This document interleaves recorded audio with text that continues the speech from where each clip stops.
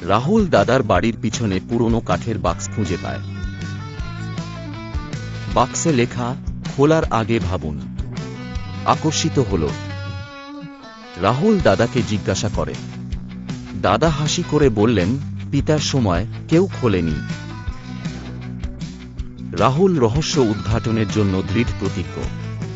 এক রাতে সে গোপনে বাক্সটি খোলে। অন্তরে একটি পুরনো চিঠি এবং একটি ছোট আয়না রয়েছে।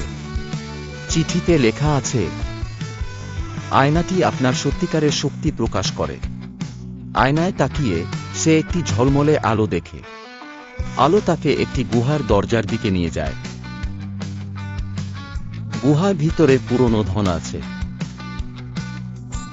রাহুল গ্রামটির নতুন রহস্য সমাধানকারী হয়ে ওঠে। তার কৌতূহল ও সাহস আনন্দ দেয়। গ্রামটি তার রোমাঞ্চকর আত্মার জন্য তাকে সম্মান করে। এখন প্রত্যেকটি রহস্য রাফেলসের দরজায় পৌঁছে। তার আবিষ্কার তার জন্য একটি নতুন সূচনা চিহ্নিত করে।